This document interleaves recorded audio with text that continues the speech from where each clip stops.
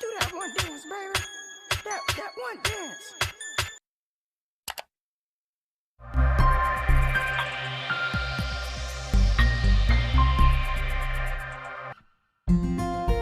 Assalamualaikum warahmatullahi wabarakatuh.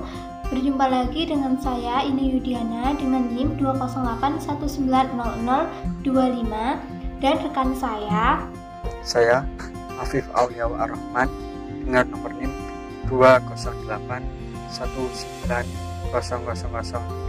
Kami dari kelompok 2 akan mempresentasikan yaitu tentang struktur dan persebaran penduduk. Yang pertama, definisi, konsep, dan ukuran demografi. Kependudukan sangat erat kaitannya dengan demografi. Demografi sendiri berasal dari kata Yunani yaitu demos yang berarti rakyat atau penduduk, dan grafian yang berarti tulisan yang mengenai tentang rakyat atau penduduk. Menurut para ahli, Johann Sumail 1762, dalam Iskandar 1994, demografi adalah ilmu yang mempelajari hukum Tuhan yang berhubungan dan perubahan-perubahan pada umat manusia yang terlibat dari jumlah kelahiran, kematian, dan berubahnya. Hasil Quillard 1855, demografi sebagai yang mempelajari segala sesuatu dari keadaan dan sikap manusia yang dapat diukur, yaitu meliputi perubahan secara umum, fisiknya, peradabannya, intelektualitasnya, dan kondisi moralnya. Manfaat demografi. Yang pertama, mempelajari kuantitas, komposisi, dan distribusi penduduk dalam suatu daerah tertentu serta perubahan-perubahannya. Yang kedua, menjelaskan masa lampau dan mengestimasi pertumbuhan penduduk pada masa mendatang. Mengembangkan hubungan sebab akibat antara perkembangan penduduk dan bermacam-macam aspek pembangunan sosial, ekonomi, budaya, politik, lingkungan, dan keamanan. Ukuran-ukuran demografi. Yang pertama yaitu rasio, adalah bilangan yang menyatakan nilai relatif hasil perbandingan dari dua bilangan atau pembilang dan penyebut, tetapi pembilang bukan merupakan bagian dari penyebut. Dua, proporsi adalah bilangan yang menyatakan nilai relatif hasil perbandingan dari dua bilangan atau pembilang bagian dari penyebut, biasanya dinyatakan dalam per 100 atau per 1000. Yang kedua, pengertian struktur dan persebaran penduduk. Persebaran penduduk adalah suatu rangkaian kegiatan dalam upaya pemerataan jumlah masyarakat yang ada di suatu wilayah atau negara, dengan tujuan untuk mengatasi permasalahan-permasalahan yang muncul akibat gejolak sosial, seperti halnya meningkatnya angka pengangguran dan kriminalitas. Struktur persebaran penduduk dapat dikelompokkan menjadi 5. Yang pertama, menurut ciri biologis. Dalam analisis, umur dapat dikelompokkan menurut tunggal atau single age group atau umur 5 tahun 5 years age group. Pengelompokan ini tergantung dari kebutuhan analisis. Sementara untuk jenis kelamin, hingga kini dalam demografi hanya dikenali 2 jenis, yaitu laki dan perempuan. Yang kedua, menurut karakteristik sosial. Pengelompokan penduduk berdasarkan karakteristik sosial umumnya mencakup tingkat pendidikan, status perkawinan, dan faktor sosial lainnya. 3. Menurut karakteristik ekonomi. Komposisi penduduk menurut karakteristik ekonomi, termasuk di dalamnya adalah menurut lapangan usaha, jenis pekerjaan, dan status pekerjaan. 4. Menurut karakteristik rumah tangga. Struktur penduduk dapat dikelompokkan berdasarkan karakteristik rumah tangga dan keluarga. Umumnya yang tercakup dalam karakteristik rumah tangga dan keluarga tersebut adalah jenis rumah tangga, ukuran anggota rumah tangga, karakteristik kepala rumah tangga, hubungan keluarga dengan kepala rumah tangga. 3. Persebaran penduduk. Jenis persebaran penduduk dapat dibagi menjadi 2. Yang pertama, persebaran penduduk berdasarkan geografis, adalah karakteristik penduduk menurut batas-batas alam seperti pantai, sungai, danau, dan sebagainya. Kedua, persebaran penduduk berdasarkan administrasi pemerintahan, adalah karakteristik penduduk menurut batas-batas wilayah administrasi yang ditetapkan oleh suatu negara, misalnya jumlah penduduk di desa A atau di kecamatan B. Sedangkan faktor-faktor yang mempengaruhi persebaran penduduk ada 3, yaitu faktor fisiologis, faktor biologis, dan juga faktor kebudayaan dan teknologi. Nah, faktor fisiologis ini menyatakan suatu penduduk selalu memilih tempat tinggal berdasarkan hal yang bersifat fisiologis seperti tempatnya yang strategis, subur, cukup air, dan lain sebagainya. Sementara faktor biologis menyatakan bahwa persebaran serta pertumbuhan penduduk berdasarkan tingkat kematian, kelahiran, dan juga angka perkawinan. Sedangkan faktor kebudayaan dan teknologi menyatakan bahwa semakin maju budaya dan juga teknologi suatu daerah akan mempengaruhi persebaran dan juga pertumbuhan penduduknya. Nah, dampak dari adanya persebaran penduduk yang tidak merata, yang pertama yaitu kemiskinan dan juga pengangguran yang semakin merajalela.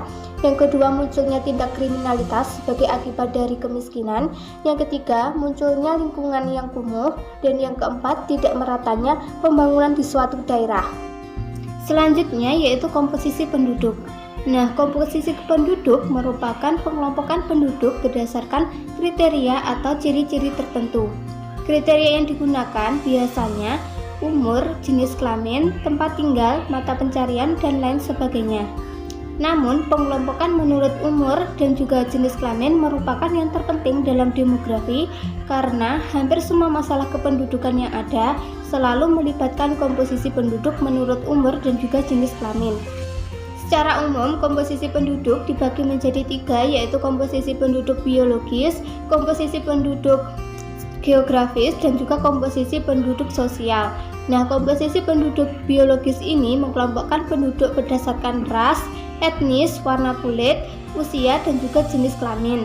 Sementara itu, komposisi penduduk geografis mengelompokkan penduduk berdasarkan pemilihan kriteria lokasi seperti perdesaan dan juga perkotaan. Sedangkan komposisi penduduk sosial mengelompokkan penduduk berdasarkan status sosial seperti status perkawinan, tingkat pendidikan, dan juga mata pencarian. Selanjutnya yaitu fungsi dari komposisi penduduk. Yang pertama yaitu untuk mengetahui gambaran penduduk di suatu daerah dalam berbagai kriteria. Yang kedua untuk mengetahui tingkat kepadatan penduduk. Yang ketiga untuk mengetahui potensi sumber daya manusia di suatu daerah. Yang keempat, membantu pemerintah dalam menyusun strategi atau kebijakan guna pembangunan suatu negeri. Yang kelima, membantu pemerintah untuk mengklasifikasikan penduduk sebagai arahan dalam pencapaian pembangunan nasional. Selanjutnya yaitu piramida penduduk. Nah, piramida penduduk merupakan grafik yang dibuat untuk mencerminkan data kependudukan menurut usia dan juga jenis kelamin. Piramida penduduk menyajikan data kependudukan dalam bentuk diagram batang yang menunjukkan komposisi penduduk menurut usia dan juga jenis kelamin. Dalam penggambaran piramida penduduk dimulai dengan menggambarkan dua garis yang saling tegak lurus, yaitu garis vertikal dan juga garis horizontal. Nah, garis vertikal ini menggambarkan usia penduduk mulai dari 0 sampai dengan seterusnya. Sedangkan garis horizontal menggambarkan besarnya jumlah penduduk baik dinyatakan dalam bentuk skala yang sebenarnya atau dalam bentuk persentase. Piramida penduduk dibagi menjadi 3, yaitu piramida ekspansif atau komposisi penduduk usia muda, piramida stasioner atau komposisi penduduk usia dewasa, dan juga piramida konstruktif atau penduduk usia tua.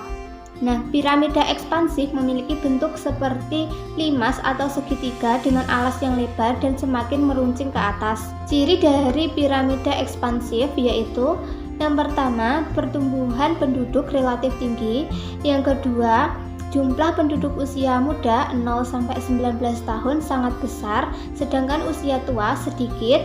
Yang ketiga, angka kelahiran jauh lebih tinggi dibandingkan dengan angka kematian.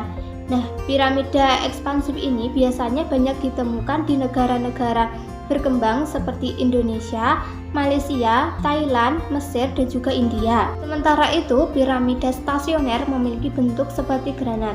Nah, ciri-ciri dari piramida stasioner ini, yang pertama, perbandingan penduduk kelompok usia muda dan usia dewasa relatif seimbang.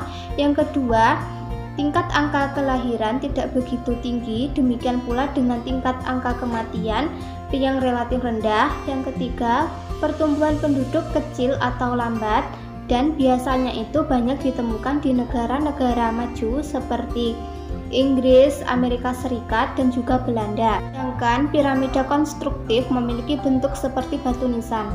Nah, ciri dari piramida konstruktif ini Yang pertama, tingkat kelahiran lebih rendah dibandingkan dengan tingkat kematian.